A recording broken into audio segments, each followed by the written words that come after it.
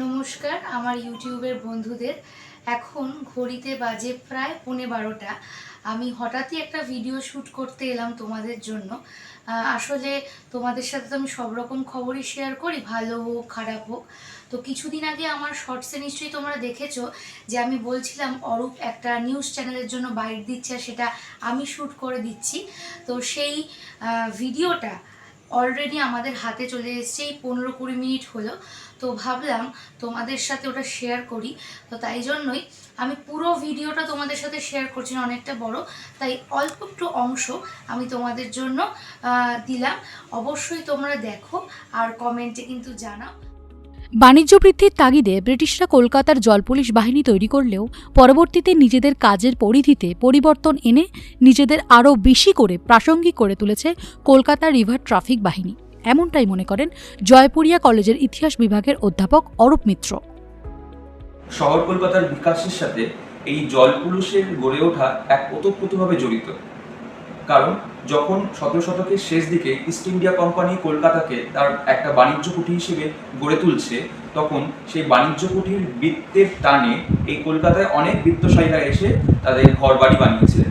কিন্তু এই বৃত্তের সঙ্গে যখন বাইরে থেকে লোকেরাও আসছে, তার সঙ্গে আসছে বেশ কিছু সমস্যা। চুরি ডাকাতির ঘটনা এই সময় প্রচুর পরিমাণে বৃদ্ধি পাচ্ছে। যে চুরি ডাকাতিগুলো শহর কলকাতার বাণিজ্যিক কর্মকাণ্ডে একটা বাধা হয়ে দাঁড়াচ্ছিল। এ সময় কলকাতার জন্য একটা জলপুলিশি ব্যবস্থা গড়ে তোলার কথা প্রথম চিন্তা করেন শোয়াবাজারের ডেপুটি জমিদার গোবিন্দরাম মিত্র।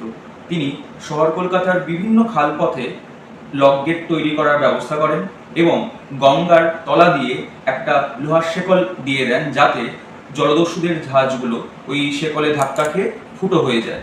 পলাশির যুদ্ধের পর থেকেই অ্যাকচুয়ালি আমরা দেখতে পাচ্ছি যে এই জলপুলিশি ব্যবস্থার একটা বিবর্তন ঘটছে।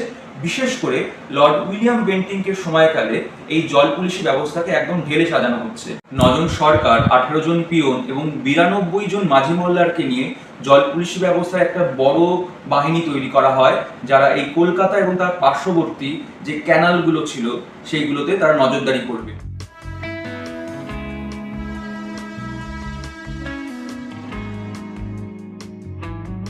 বর্তমানে তাদের কাজের দিক ধারা সমস্ত কিছু কিন্তু পরিবর্তন হয়ে গেছে। এখন তারা মূলত অপারেশন অর্থাৎ রেস্কিউ অপারেশনে তারা কিন্তু সীমাবদ্ধ রয়েছে এবং কলকাতা পুলিশের আন্ডারে এই একমাত্র ইউনিট রিভার ট্রাফিক পুলিশ, যেখানে উত্তরে কোন্নগর অর্থাৎ হুগলির কোন্নগর থেকে একেবারে দক্ষিণ 24 পরগনার বজবজ পর্যন্ত বিস্তৃত জলপথ তাদের আন্ডারে, এবং জল শাসন কিভাবে করতে হয় সেটাই কিন্তু তারা প্রতিনিয়ত করে চলেন।